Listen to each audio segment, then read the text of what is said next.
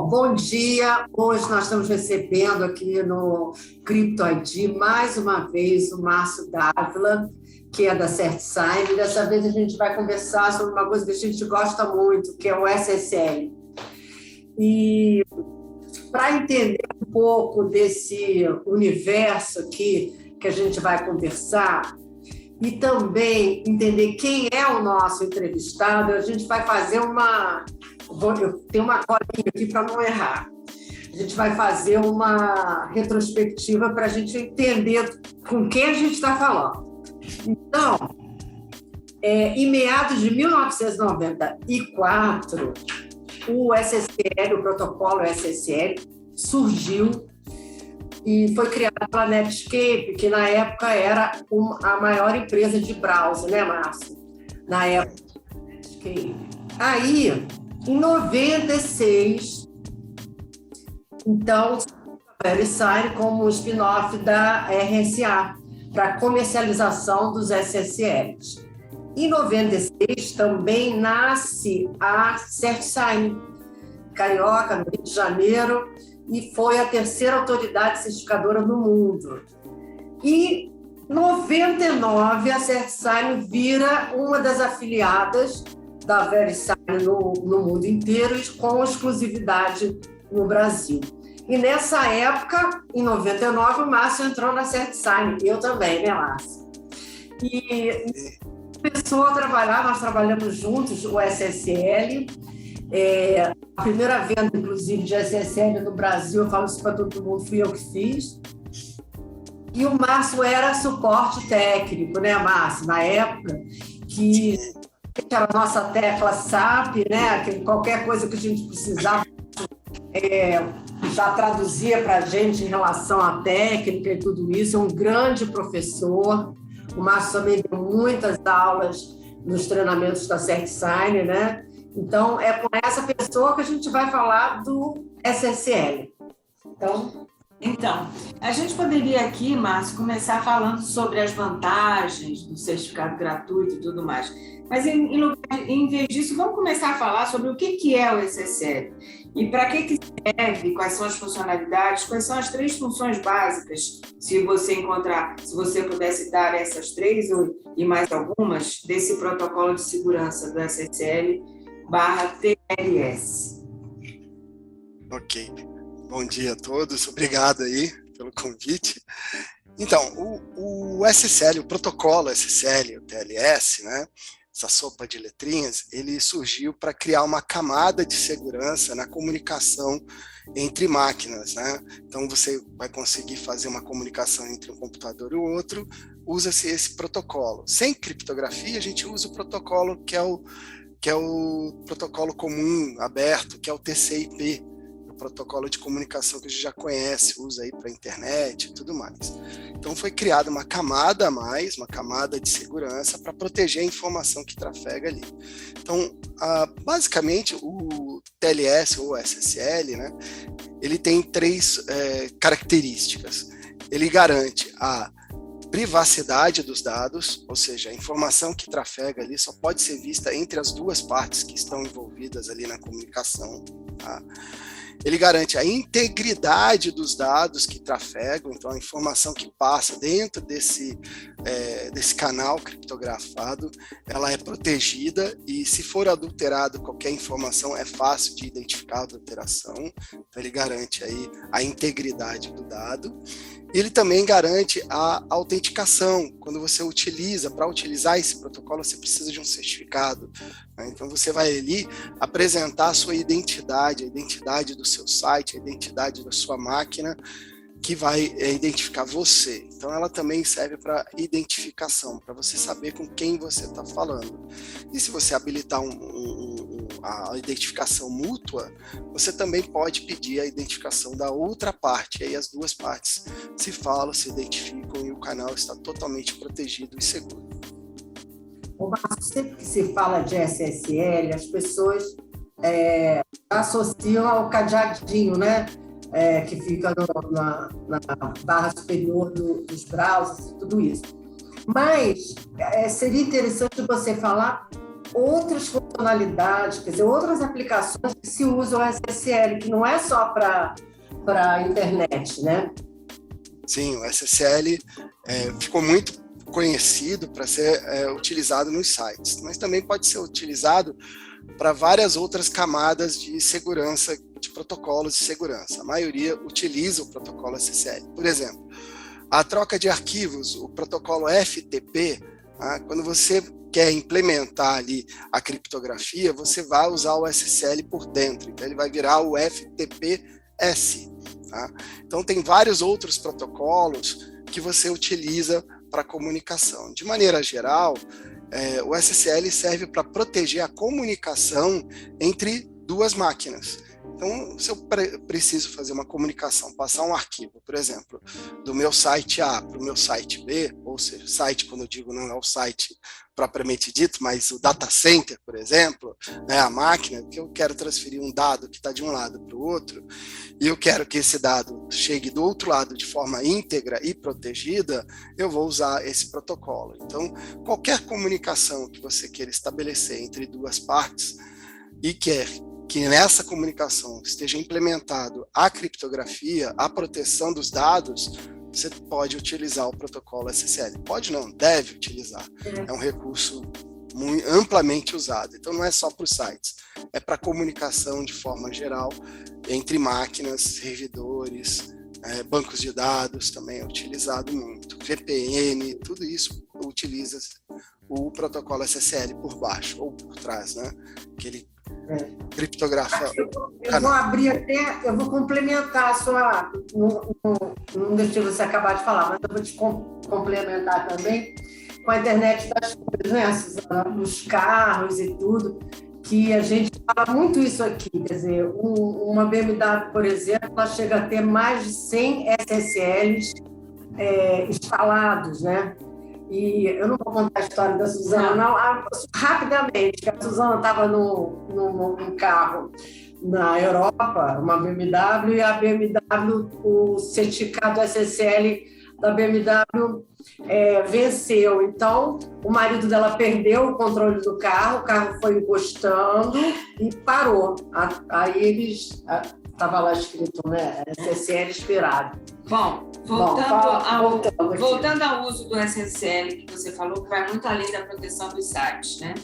E falando especificamente do site, o quanto é importante o uso do protocolo para a proteção das pessoas que acessam o site? Fala um pouquinho mais sobre isso. Por exemplo, para APIs, por exemplo, é importante você usar o SSL? Para aplicativos, usa ou não usa SSL? Dá umas informações sobre esse tipo, além dos sites. Claro. O protocolo SSL deve ser utilizado em toda e qualquer aplicação que você vai prover na internet. Então, eu tenho um aplicativo, um app que eu vou instalar no celular. Essa comunicação do app com o fabricante do app, né, pode ser qualquer tipo de app, ele vai ter que estabelecer uma conexão pelo celular, pelo plano de dados do celular. Essa comunicação tem que ser protegida. Por quê? Porque a maioria das informações que vão trafegar ali são informações pessoais, são informações da pessoa ali, do operador ali, do dono do celular. Então é importantíssimo utilizar o protocolo SSL para essas comunicações de aplicativos.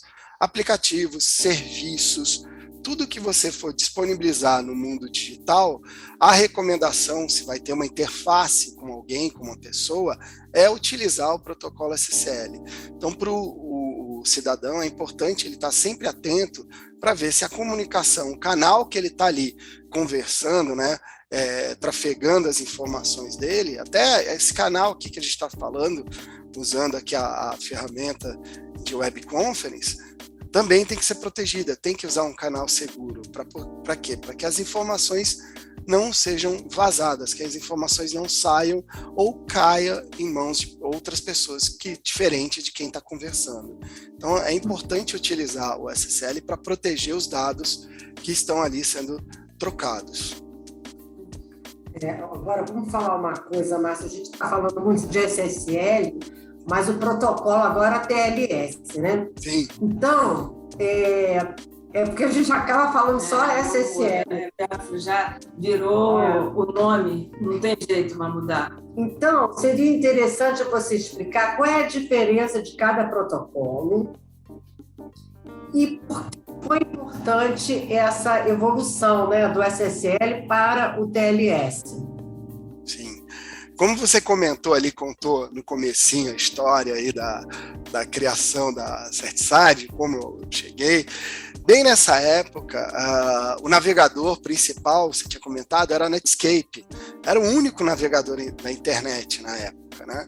Então, eles criaram um conceito, né? A própria Netscape criou lá o conceito de uma comunicação segura, porque a internet não foi criada com conceito de segurança, ela foi criada para divulgar a informação e não para proteger a informação. Então a Netscape, naquela época, teve uma visão de criar um canal protegido usando o navegador. Então eles criaram lá, junto com outras empresas, um conglomerado lá na Netscape, criaram a primeira versão do SSL, que é o Security Socket Layer, uma camada de segurança para comunicação. Essa primeira versão não foi muito para frente, tiveram alguns probleminhas de segurança e tudo mais, eles lançaram a versão 2, né, o SSL 2.0. Esse sim, ele foi super divulgado.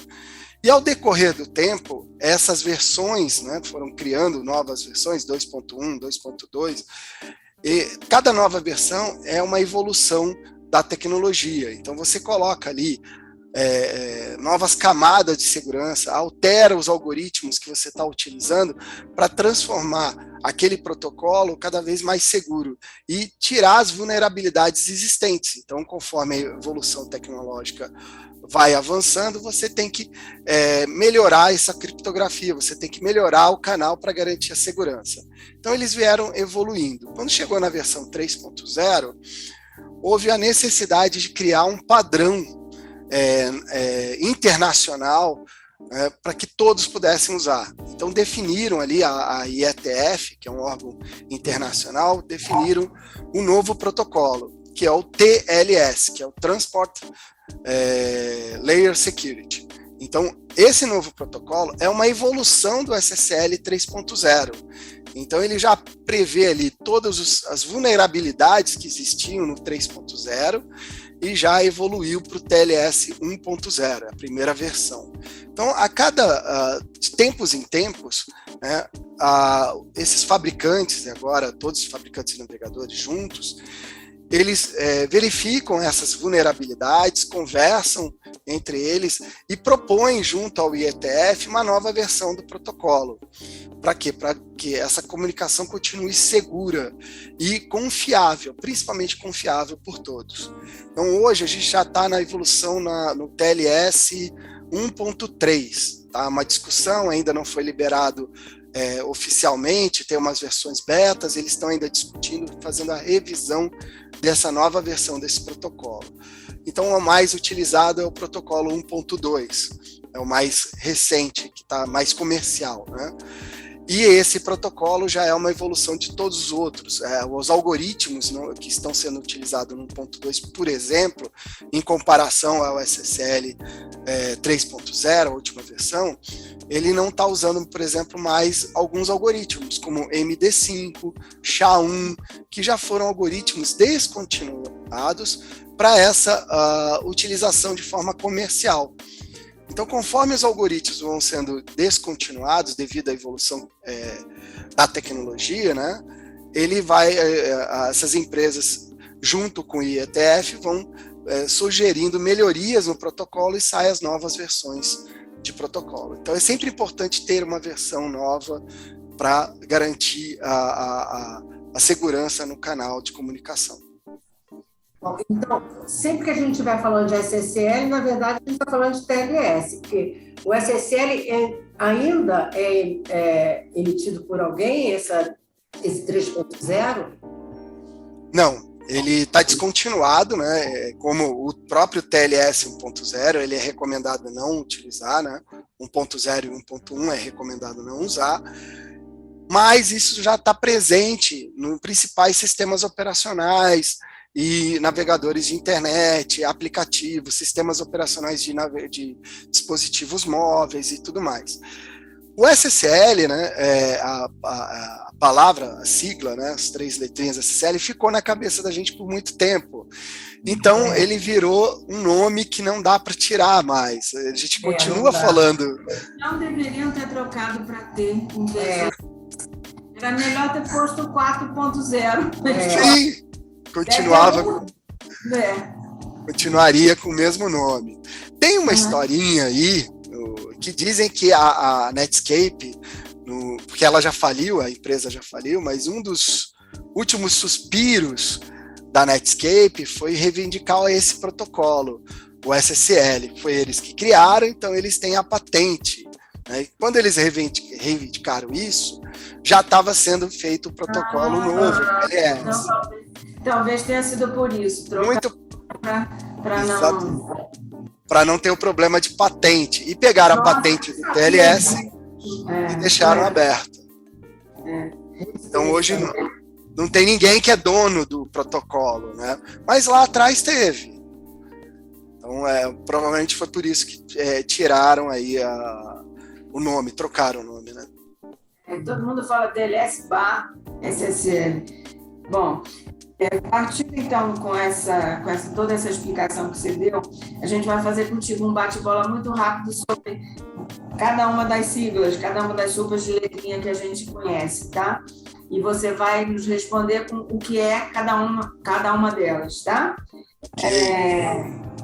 Eu vou te falar a primeira, aí você responde o que é. Aí eu falo a segunda, você responde o que é, tá bom? Tudo bem, combinado. Então, vamos lá. A primeira delas, TLS-OV. Então, esse é um tipo de validação para o certificado de validação de organização. Então, esse tipo de certificado OV é porque foi validada a organização.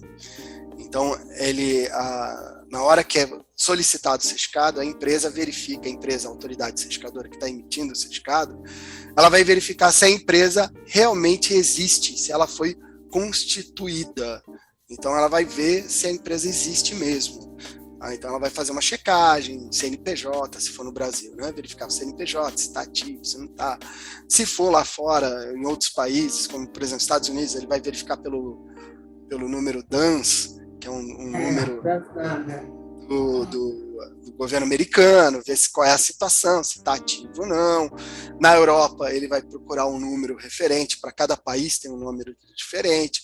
Então, ele vai verificar se a empresa realmente existe, se aquilo não é uma empresa de fachada, se aquilo é alguém tentando se passar por outra pessoa, uma empresa se passar por outra, né? Então, ele vai verificar se a empresa realmente existe. Então, esse é o processo de validação, que é o OV, Organization Validation. TLS-EV. EV é uma evolução proposta por um grupo formado por desenvolvedores de navegador e autoridades certificadoras. Esse grupo se chama CAB Forum, CA Browse Forum, né, que é a junção dos fabricantes de navegadores de internet com as autoridades certificadoras. Eles ali juntos definiram um novo padrão, tá, para validação de certificados. Então, eles criaram o EV, que é o Extended Validation. Então, uma validação estendida, né, uma tradução direta, uma validação estendida. Ela é a mesma validação do OV, porém, ele estende mais, ele vai fazer outras checagens para ver se realmente aquela empresa existe, se ela está correta, se não é ninguém se passando por ela, ou até mesmo um funcionário dentro da empresa lá que não está muito feliz e tenta pegar um certificado desse, ela vai fazer uma checagem, ela pode ligar para o RH, ela pode pedir uma carta de recomendação para um advogado ou contador. Então ela vai fazer uma série de outras checagens além da checagem do OV, para certificar que aquela empresa realmente é quem diz ser e aquele certificado é daquela empresa. Só um parênteses, é o nosso certificado que o CryptoID usa, né? Sim. TLS-DN.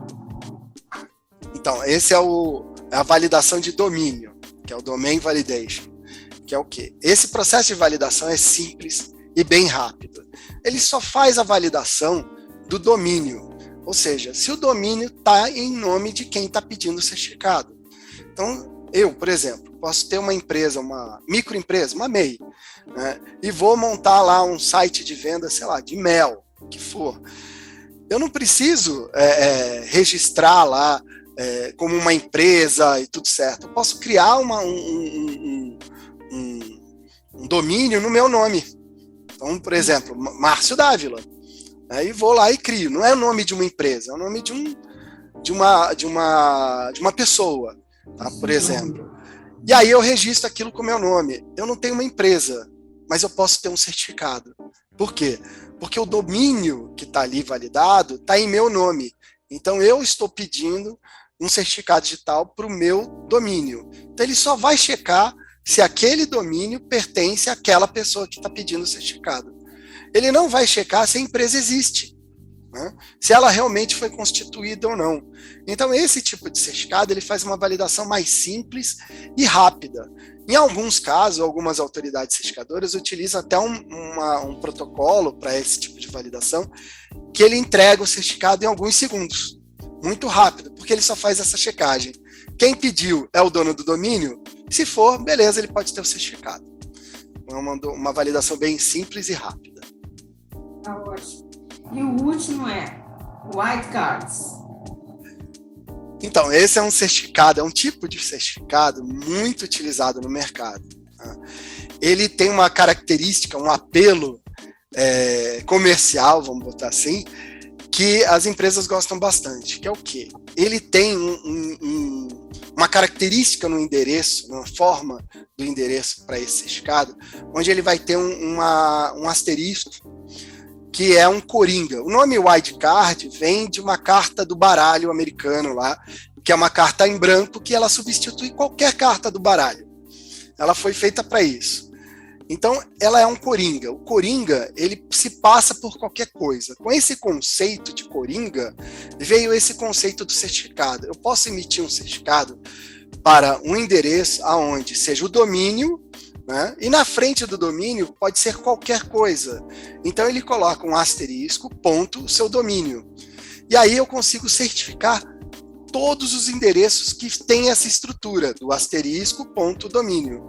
Então, com um único certificado, eu conseguiria certificar vários endereços, em alguns casos o pessoal comenta, infinitos endereços que tenham essa estrutura, que é alguma coisa escrita ali, seguro, www, site, .seudomínio.com.br, por exemplo. Então, ele é bastante utilizado no mercado pelo fato de ser um certificado aonde vai validar, né, todo o processo. Então, pode ser wildcard OV e EV, não tem problema, e múltiplos domínios, algumas autoridades fazem isso, colocam vários endereços ali dentro, mas é um certificado que, com um único certificado, eu consigo validar uma série de endereços, infinitos endereços. Então, pode se tornar algo bastante interessante para uma organização utilizar esse tipo de certificado. O custo fica bem menor. É interessante, mas pode ser inseguro. Deixa eu te falar uma pergunta. Você acabou de falar em múltiplos domínios. Sim. E aí é diferente, quer dizer, vocês, por exemplo, vocês têm uma solução que vocês vendem uma solução de múltiplos domínios. Você pode explicar essa diferença? Claro. Do wildcard para isso? Porque tem uma diferença muito grande e eu já vou emendar aqui uma outra pergunta. Por que é tão inseguro usar o wildcard e por que essa solução poderia ser uma alternativa? Bom, primeiro, para explicar isso, eu preciso falar o que é o múltiplos domínios. Múltiplos domínios é um tipo de certificado onde eu posso colocar num campo específico do certificado, que se chama Subject Alternative Name, o pessoal chama outra sopa de letrinha, SAN, S-A-N, né? Esse campo SAN, ele tem um tamanho, é bem grande, tá? você pode botar lá vários endereços diferentes. Então, eu poderia colocar dentro de um único certificado vários endereços de sites completamente diferentes, aonde eu, empresa, sou dona disso, né? Então, ali eu poderia, com um único certificado, ter vários endereços. Então, por isso que chama múltiplos domínios, porque eu não preciso colocar o mesmo domínio. Então, eu não preciso colocar o exemplo que eu dei, né, o domínio Márcio Dávila. Eu poderia ter Márcio Dávila, eu poderia ter Dávila, empresa XPTO, eu poderia ter vários domínios ali dentro de um certificado. Tá?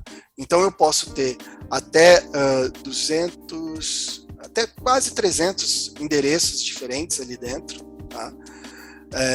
Dentro desse campo, desde que não seja muito grande, tem uma limitação de tamanho, mas em média 250 a 300 endereços você consegue colocar ali. E aí você pode ter com um único certificado, certificar toda essa gama de endereços diferentes. Tá? Agora, qual é a diferença entre múltiplos domínios e o wildcard?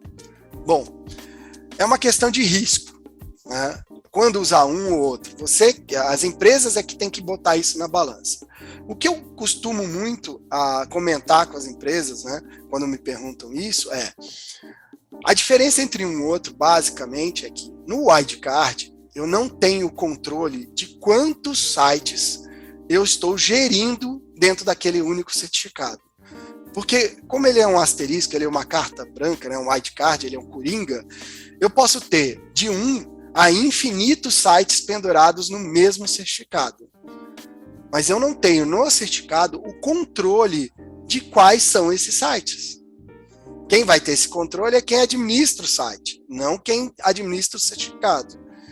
Então, com um certificado, eu não tenho a gestão de quantos sites estão pendurados, entre aspas, né, protegidos com esse certificado. Então, o risco aqui é grande. Eu dou alguns exemplos. Existem empresas que contrataram um wildcard, colocaram lá 4 sites específicos pendurados ali, e o certificado é de 1 ano. Tá? No final de 1 ano, ele tinha simplesmente 47 sites pendurados no mesmo certificado. Como é que ele descobriu? Quando venceu. Porque não parou os 4 sites que ele sabia, parou os 40 e poucos sites que ele tinha. Então, a empresa, ele tomou um susto e falou, pensei que esse certificado só tivesse 4 sites ali. E, na verdade, tinha 40.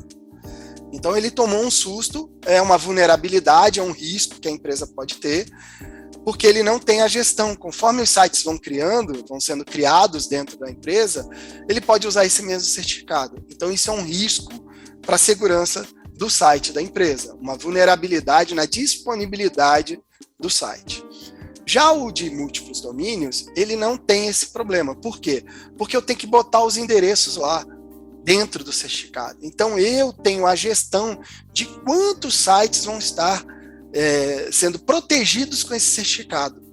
Então, a diferença entre o wildcard e múltiplos domínios é a questão da gestão dos sites que estão sendo utilizando esse certificado SSL dentro da empresa.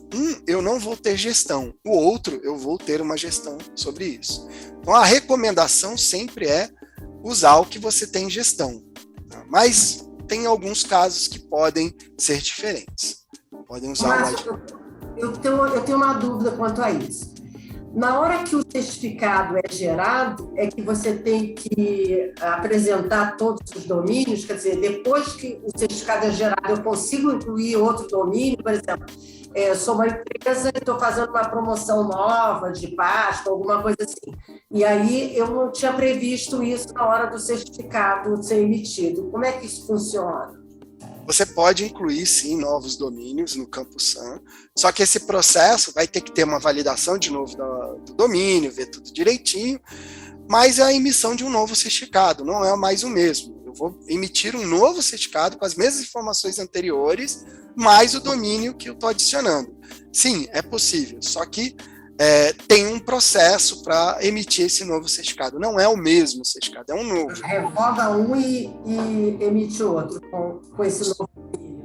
Exatamente, com essa. Um tempo complementar. Continua usando o mesmo tempo. Ele não valida mais 1 ano para frente. Ele vai continuar com o mesmo período de validade do antigo certificado. Ele só vai acrescentar ou excluir os domínios que você quer dentro daquele certificado. Isso é possível. Tá bom. Agora, falando um pouquinho sobre os certificados que são emitidos de forma gratuita. Quais são os tipos de certificados que são gratuitos? E se existe OV, EV ou até ODM que sejam gratuitos? Bom, é isso. De maneira geral, os certificados gratuitos, né, eles são essencialmente do tipo DV, que é o de Domain Validation, de validação de domínio. Tá? Por quê? Porque o processo é simples e rápido, pode ser automatizado pela autoridade certificadora, então o custo dele é muito baixo. Tá? Então, normalmente são esses certificados que são gratuitos. Existem algumas empresas que fornecem certificados OVs, que validam a organização de forma gratuita. Pode até existir, mas o custo para fazer o processo, para efetuar todo o processo de validação, é mais alto.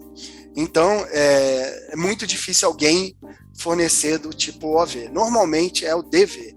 São certificados que só fazem o processo de validação de domínio de forma automatizada. Então, ele já tem lá todo um processo automatizado para validar. Então, ele vai checar lá o registro de domínio, quem é, de forma automatizada, e emite o certificado em segundos.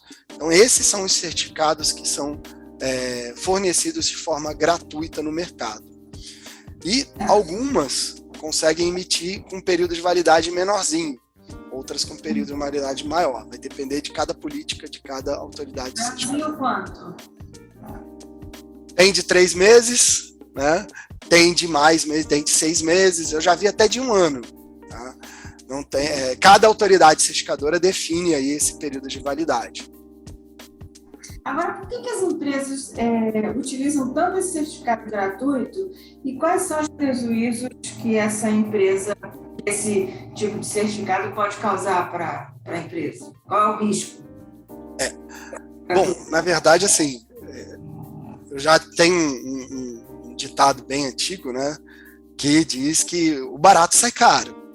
Então, tudo que é gratuito tem alguma coisa por trás, tem alguma coisa para alguém está ganhando alguma coisa com isso. Tá?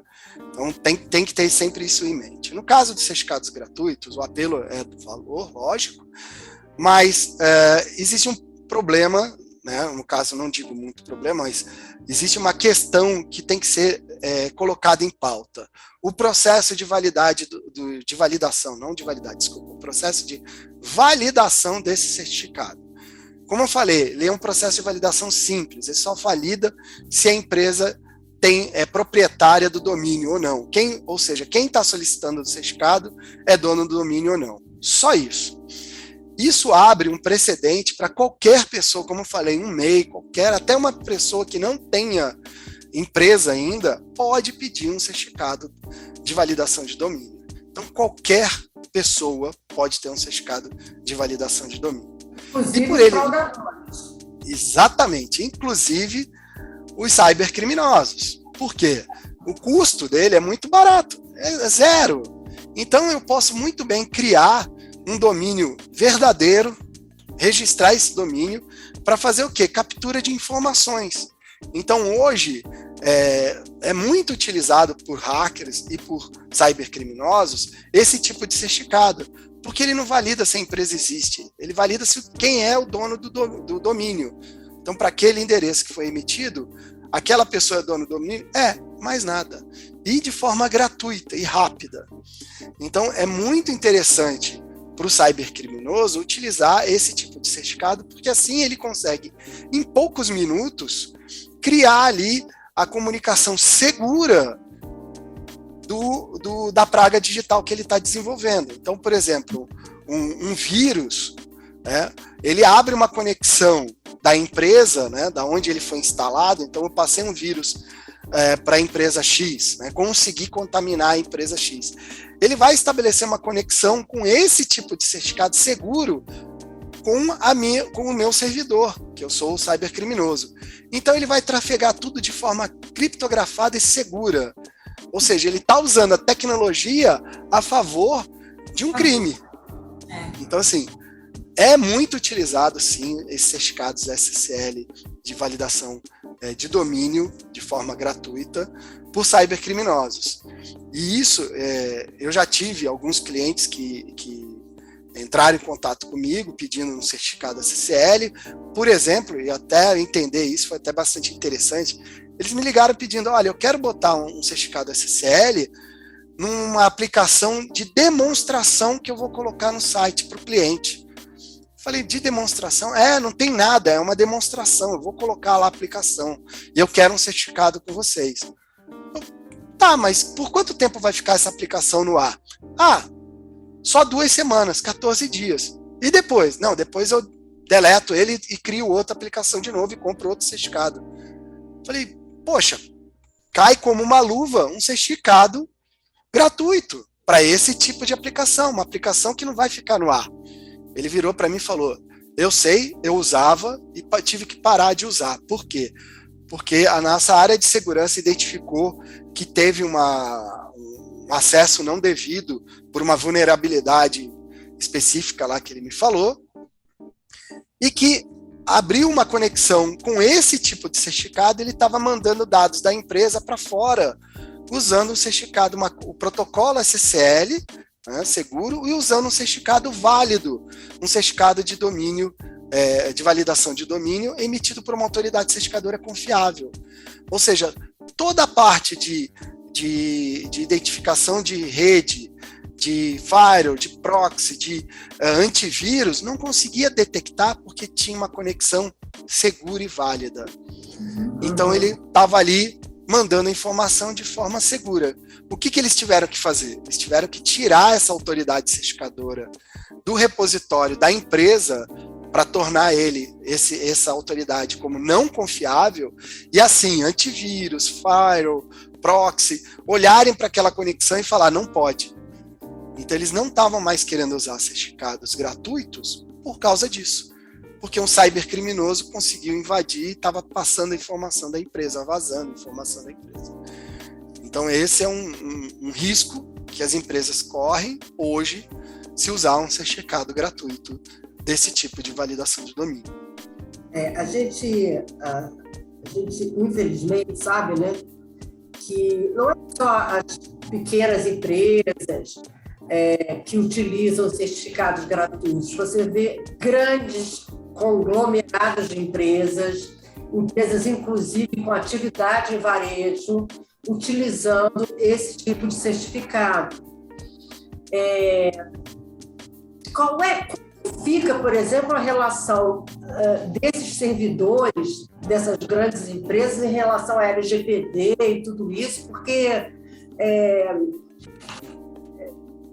sabe que gera uma insegurança muito grande, né? Esse certificado até, eu sempre brinquei que era um certificado miojo, em 3 minutos fica pronto. Quer dizer, isso não pode ser a mesma coisa do que um certificado EV, né, Suzana? Suzana que emite nossos aqui, que tem um protocolo realmente muito sério. Você tem que mostrar quem é você, faz chamada de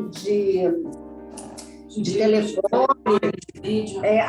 Teve uma vez, inclusive, que nós tivemos que alterar alguma coisa no site para mostrar que a gente estava com domínio daquele site, então eles mandaram escrever uma palavra no site.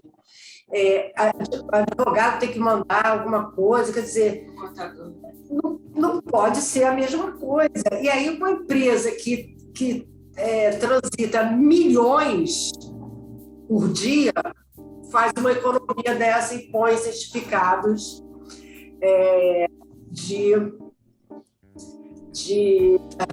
gratuito. E eu queria agora, Suzana, não sei se eu já atropelei no seu roteiro, falar de 2 desvantagens sobre os certificados gratuitos. Uma delas é que o certificado ele vence de 3 em 3 meses, sei lá o quê, que você vai ter que ficar controlando. E é justamente nessa que você não viu que o certificado venceu, porque Eu já estou dando a resposta, Márcio, desculpa, mas é porque eu gosto muito desse assunto, você vai me corrigindo. Não, tudo bem. A empresa não vê que o certificado venceu, e aí os hackers, né, que inclusive não precisa nem ser hacker, a gente está conversando aqui, pode ser qualquer fraudador, porque não precisa ser uma inteligência computacional para fazer esse tipo de coisa, né? E aí o hacker vê que o certificado está para vencer e fica esperando para entrar naquela brecha. Aí você vê empresas muito grandes, fazendo papelão de sair do ar não sei quantos dias, porque utilizou um certificado gratuito que não tem controle. Então, eu queria que você comentasse duas coisas. Essa coisa de ter toda hora, qual é a lei que eu falei, né? Quais são as desvantagens de você ter toda hora que controlar esse tipo de coisa? Porque eu acho que não existe um console, né, um controle, né, de vencimento, sei lá o que é. Realmente, Regina, eles não têm muito controle. O que eles conseguem, pelo fato do certificado ser gratuito, e qualquer um fazendo uma busca rápida na internet já encontra soluções bastante criativas de contornar essa questão do certificado vencendo de 3 em 3 meses. Já tem aí soluções no mercado, onde eu vou colocar dentro do meu servidor, e aí vem o problema, o risco que você pode correr, você colocar dentro do seu servidor digamos, um robozinho que quando chegar próximo da data de validade, ele já vai solicitar sozinho um novo certificado para essa autoridade gratuita e já vai renovar. Tá? O problema é justamente esse, você está colocando ali uma automatização do processo de renovação do certificado. Bacana, é legal isso, é um conceito bom, até minimiza a indisponibilidade e tudo mais. Só que, quem é que fez esse robozinho? Será que ele não colocou naquele código ali mais alguma informação? Então, é importante, né, que as empresas tenham consciência que algumas soluções que estão no mercado para resolver esse problema de período de validade, para poder renovar ele de forma automatizada, pode conter vulnerabilidades, podem conter ali que a gente chama de backdoors, alguma coisa desse tipo, porque você está pegando aquilo de forma gratuita, você está pegando aquilo dentro de uma comunidade, dentro de um grupo de conversa, um vai falar, não, eu uso aqui, funciona muito bem, e acaba colocando e expondo, criando um ponto de vulnerabilidade dentro da sua organização, colocando um aplicativo ali que vai ficar renovando. Se não colocar o aplicativo, vai ter que ter uma pessoa sim lá, sentada olhando numa planilhazinha de 3 em 3 meses, tendo que renovar aquilo de forma manual. Não é legal. Né? Então você tem uma vulnerabilidade aí. Qual? A vulnerabilidade, você colocar um aplicativo que você não sabe quem fez, como fez, e o que tem ali dentro, se realmente ele é seguro. E outra é você deixar o seu site inoperante por ter esquecido de renovar o seu certificado. Então, se eu não colocar a automatização, eu corro o risco dele vencer e tirar do ar. E como a Regina comentou, existem sites, empresas grandes usando esse tipo de certificado. Essa é uma vulnerabilidade. E pensando em LGPD, e pensando aí em proteção de dados, as empresas deveriam estar muito preocupadas com isso. Por quê? Porque isso é uma porta aberta, né, para que outros fraudadores possam ir ali explorar essa vulnerabilidade. Tá? Então, a própria LGPD define lá que as empresas têm que ter procedimentos que garantam a segurança da empresa, dos dados que foram colhidos, das informações que ela tem de seus clientes. Então, a própria LGPD já prevê isso. As empresas têm que estar preocupadas com como ela vai proteger as informações dos seus colaboradores, sim, e dos seus clientes. Então, se a empresa não está preocupada com isso, uma hora ela vai ter essa vulnerabilidade explorada. E aí o dado vai ser vazado. Aham. Uma hora ela vai ter que pagar essa conta. Agora, eu tenho uma pergunta, uma dúvida que eu tenho técnica. Aham. Existe certificado? Cada certificado ele é instalado de uma forma diferente ou eles todos são instalados da mesma forma? Existe, assim, perigo de você instalar mal instalado o certificado e aí ele não está funcionando por algum motivo? Ou a gente pensar que ele está funcionando e não está funcionando porque está mal instalado no lugar errado? Sempre que eu vou fazer a instalação aqui, eu fico preocupada. Meu Deus, será que esse troço está no lugar certo? Se não está... Entendeu? Ele tem que entrar em determinado local ou pode entrar em qualquer lugar? Bom, na verdade, o certificado ele tem que estar instalado junto com a chave que foi criada para ele. Então, eles têm que estar instalados juntos. O certificado sozinho não funciona, não faz nada. Ele precisa da chave privativa correspondente. Então, ele precisa estar instalado no mesmo local. Esse é um ponto.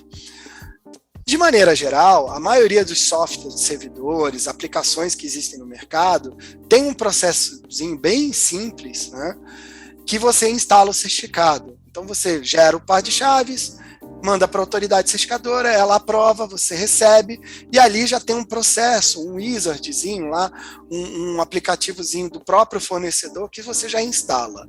Tá?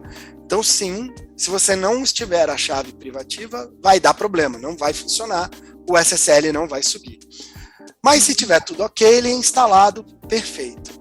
A questão, talvez, que você tenha preocupação, e eu acho que a grande maioria das pessoas não tem essa preocupação, espero que as equipes de segurança, essas sim, elas têm preocupação, são as chaves, os algoritmos que são usados nesse canal SSL que foi instalado o certificado.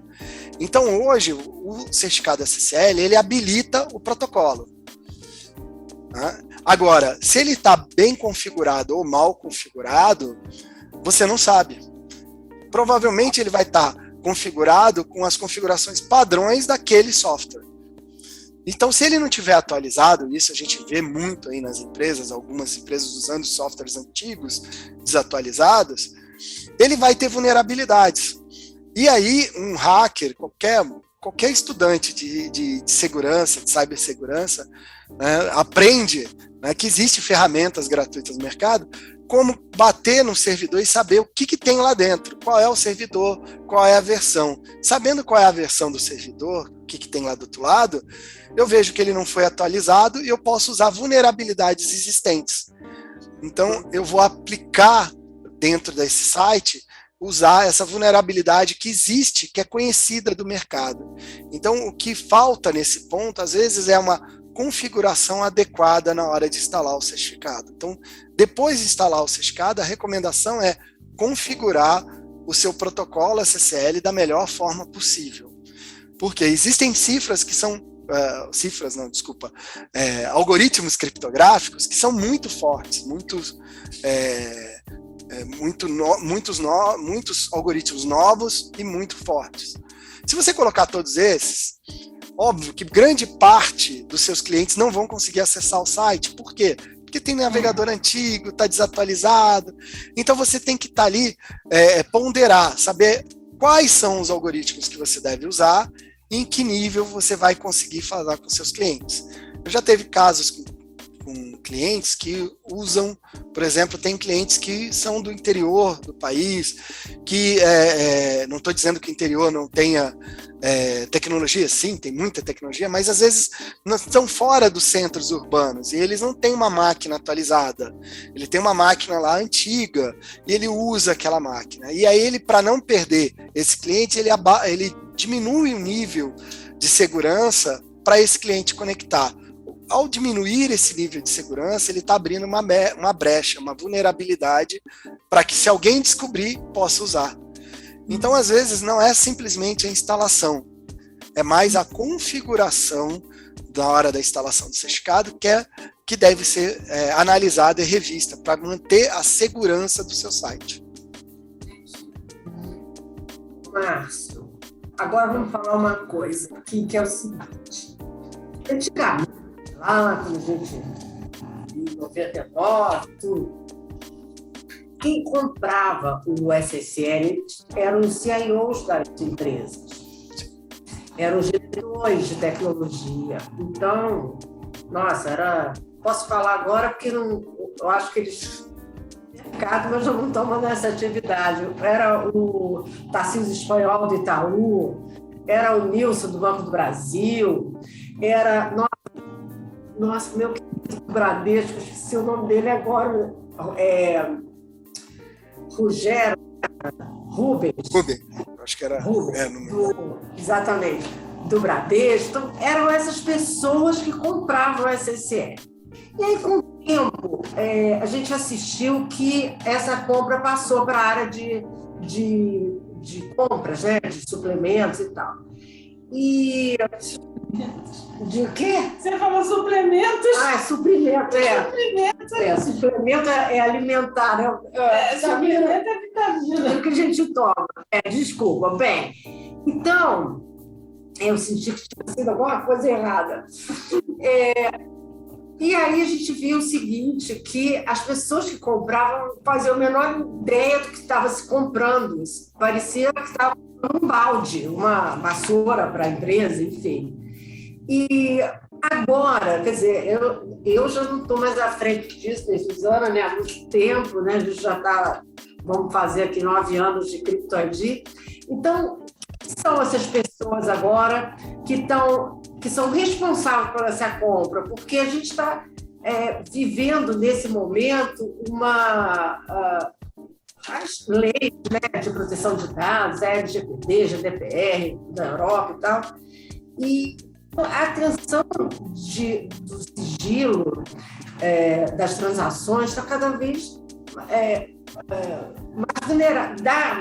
mais vulnerabilidade para as empresas. Então, deveria estar sendo cuidado por pessoas mais técnicas. Isso está acontecendo de fato? Quer dizer, quem hoje compra SSL? Infelizmente, a grande maioria que compra SSL é a equipe de compras, que não entende nada de tecnologia. Então, para eles, certificado DV, OV, EV, não faz a menor diferença. O que faz diferença é o preço. Então, quem compra é a área de compras. Mas eu vejo algumas empresas grandes, principalmente as empresas grandes, que estão criando divisões dentro da empresa, que estão normalmente vinculados ou à equipe de segurança ou à equipe de compliance, né, que são responsáveis pela gestão dos certificados, para garantir que nenhum certificado da companhia vença, ou expire, né? Então, ele vai ficar ali sempre olhando os certificados da companhia. Então, essa equipe, hoje, às vezes, aparece para vir comprar o certificado, porque elas sabem qual é o tipo de certificado que ela precisa, qual é, para que ele vai usar, onde vai usar, como vai usar. Então, eu vejo isso mudar. Tem mudado, mas é muito pouco. A grande maioria ainda é a área de compras. E aí, você explicar para uma pessoa de compras que não dá para comparar um certificado do tipo DV, né, que é de validação de domínio, com um certificado do tipo EV, por simplesmente preço, porque é o que eles fazem, por que um compra? Um me cobra R$100, o outro me cobra R$5.000. Se é tudo igual, se é tudo certificado, se todos eles têm que seguir um padrão. Então, para eles, não faz a menor diferença. E, na verdade, existe sim uma diferença, e aí é onde a gente entra, explica a questão do processo de validação e tudo mais. Mas o mercado tem uma tendência de mudar isso, a ir para uma área ou de compliance ou de segurança. Isso me alegra, porque pelo menos essa equipe, tanto de segurança como de compliance, pelo menos são mais técnicos, e aí não vão estar simplesmente olhando para o preço, vai olhar para o tipo de certificado, aonde vai usar, para que vai usar. Então, ele já vem com uma bagagem diferente. Isso sim tem mudado, mas ainda é muito pequeno, Regina. Quase todo mundo da área de compras. Infelizmente, a gente está assistindo assim, muitos eventos, né, de sites grandes saindo do ar e, enfim, também pagando resgates. E a gente acha que isso só vai realmente jeito quando as empresas se conscientizarem, porque quem já perdeu milhões por dia por economia em segurança digital, passa a olhar diferente, né? Sim, com certeza.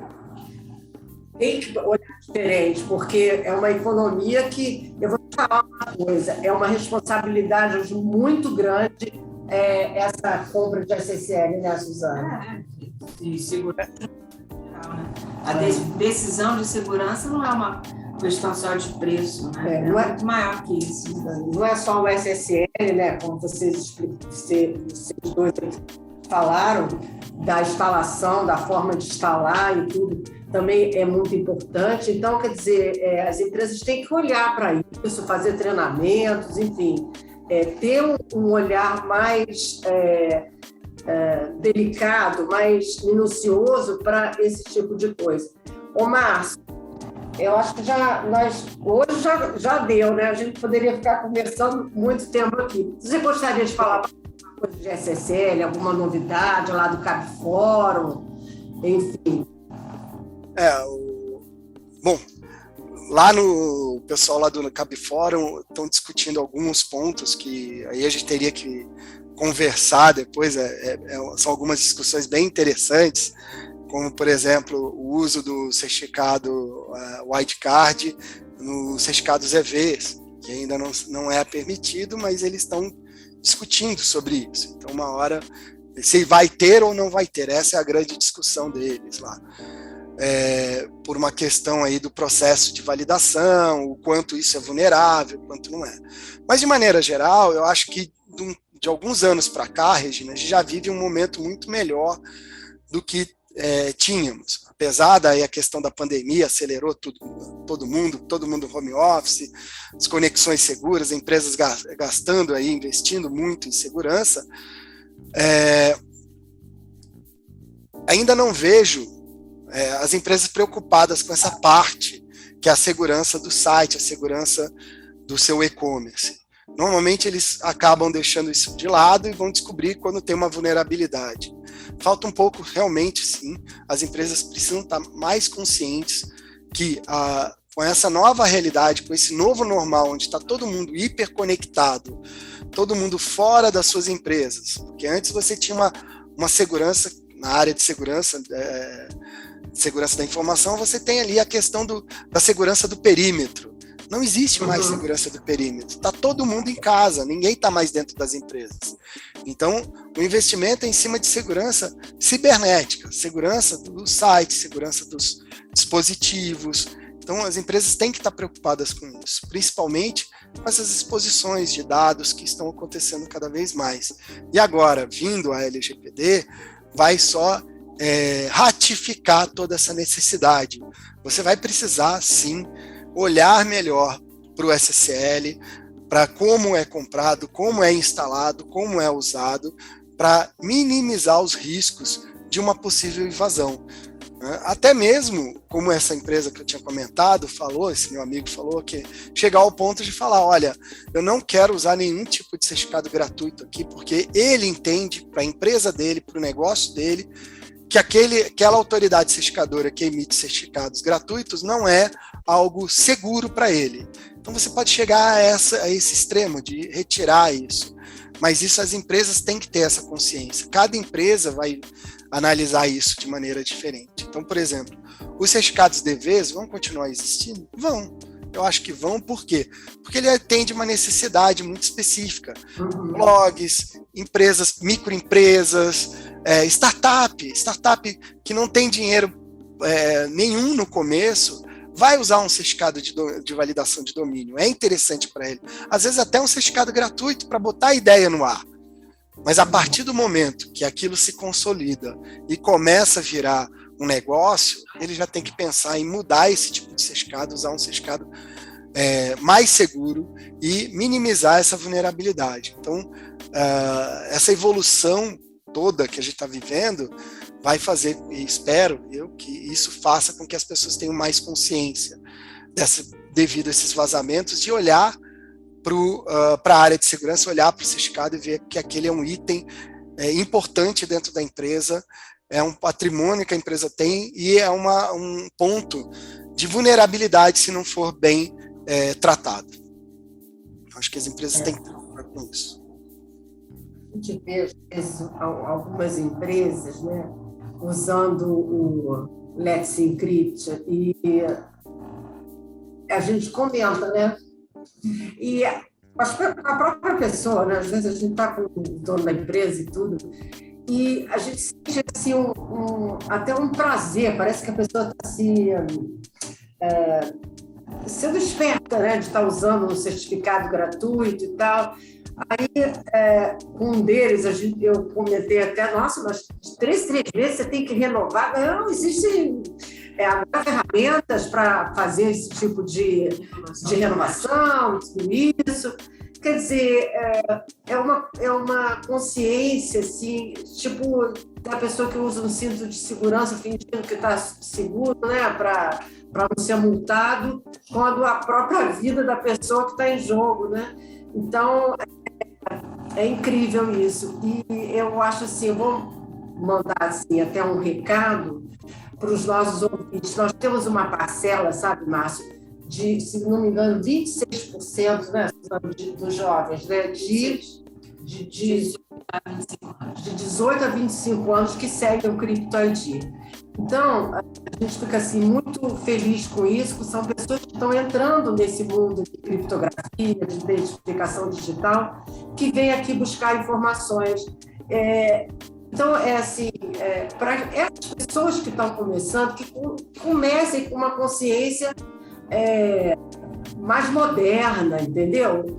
Porque eu acho assim, o tipo da pessoa querer ter uma vantagem, na verdade, é uma desvantagem para a empresa dela usar esse tipo de coisa. Nós noticiamos aqui, foi em setembro e janeiro, se eu não me engano, de 2021, 1º de janeiro, depois de setembro, né, que a cadeia da Let's, como é que é? Let's Encryption tinha vencido. Por quê? Porque eles alugaram uma cadeia, né, intermediária para poder entrar no mercado, foi isso? Foi, exatamente isso. Então, no finalzinho de 2020, né, que aconteceu isso. Então, o que acontece? Para uma autoridade certificadora hoje em dia, né, entrar no mercado é bem complexo. Por quê? Porque ela tem que mostrar confiança. E para mostrar confiança, do zero, não dá. Então, ela vai sempre se associar a uma outra autoridade certificadora já existente para poder entrar no mercado e demonstrar para o mercado que o trabalho dela é seguro, que ela segue as boas práticas e tudo mais. No caso aí da Let's Encrypt, ela se associou a uma outra autoridade certificadora, raiz, ou seja, uma autoridade certificadora topo da hierarquia, e começou a emitir seus certificados embaixo dessa autoridade certificadora internacional. Com o tempo, né, a empresa foi crescendo e se consolidando no mercado. E quando ela vai migrar para a própria autoridade certificadora dela, né, existe esse ponto de ruptura, que é a hora que ela vai deixar de usar o certificado antigo, que ela tinha associação com essa empresa, para usar o dela. O que aconteceu ali, no meu ponto de vista, é que não houve um trabalho bem feito pela autoridade certificadora de entender esse gap, que seria sair de uma e ir para outra sem prejudicar quem? O usuário. Então, eles deixaram para a última hora, ou seja, para o último momento, ou seja, quando a autoridade certificadora que eles tinham lá, o convênio ia vencer, né, para trocar de autoridade, para trocar para a cadeia deles. Como eles deixaram isso muito para a última hora, não deu tempo hábil da cadeia nova deles ser distribuída no mercado. E aí, o que aconteceu? Quando venceu o certificado, vários sites no mercado que usavam esse tipo de certificado deram um alerta lá de certificado inválido, não confiável, né? Porque venceu a raiz. Se vence a raiz, ele não confia em mais ninguém embaixo. E esses sites simplesmente ficaram fora do ar, porque o navegador não chega a carregar o site. Então, o cliente que comprou um certificado ou mesmo solicitou o certificado dessa autoridade certificadora, mesmo que seja gratuito, teve um prejuízo, porque o site ficou inoperante. Até que essa nova hierarquia seja conhecida no mercado, e quando eu falo conhecida é estar presente dentro de navegadores de internet, sistemas operacionais, aplicativos e dispositivos móveis, demora alguns anos. Isso eles não trabalharam direito. E aí, quando houve essa migração, houve essa ruptura. Os seus clientes ficaram sem usar o certificado, sem poder usar o certificado, porque estava dando como inválido. E isso mancha a credibilidade dessa empresa junto ao mercado. Então, isso as empresas que usam, né? Porque, olha, quando isso aconteceu no mundo inteiro, saiu do ar empresas como do mundo da moda, poderosíssimas, saiu empresas de jogo, de game. De game, sim. Nossa, que faturam milhões por dia, sei lá. Quer dizer, aí você expõe, né, as pessoas descuidadas, né, com as informações dos seus clientes, né, que foi cá entre nós, foi uma vergonha, né? Sim. Assim, uma empresa grande, uma empresa de gamers, como você comentou, que ganha milhões, usar um certificado gratuito não faz sentido. É a mesma coisa que ele querer botar dentro da site. E é uma brincadeira que eu sempre faço. Você vai botar dentro da sua empresa um antivírus gratuito para se proteger de vírus? Não estou falando que o antivírus gratuito é ruim. Não é. Mas ele não te dá suporte. Ele não te dá de suporte, ele não te dá atendimento, ele não te dá nada. E quando você mais precisar, você não vai ter ninguém para procurar. E é exatamente o que aconteceu. Na hora que ele mais precisou, não tinha ninguém para procurar. E o site saiu fora do ar. Nós chegamos a publicar assim que aconteceu, né? A gente já vinha monitorando, a gente publicou, foi o primeiro site, talvez, brasileiro que colocou isso. Até os outros nem botaram. Eu só sei o seguinte, essa matéria que nós colocamos ainda explode até hoje, né, de audiência, porque as pessoas não tinham informações, principalmente da língua portuguesa. Bom, gente, agora, infelizmente, o papo acabou, muito bom. O Márcio vai voltar depois aqui. Tem muita coisa para a gente conversar, viu, Márcio, sobre o novo selo. Novo selo, não. O novo certificado de ICP Brasil, né, que agora vai entrar nos browsers e tudo isso. Então, tem muita novidade pela frente. Então, vamos deixar isso mais para frente. Sim. A gente conversa, tá bom? Tá bom.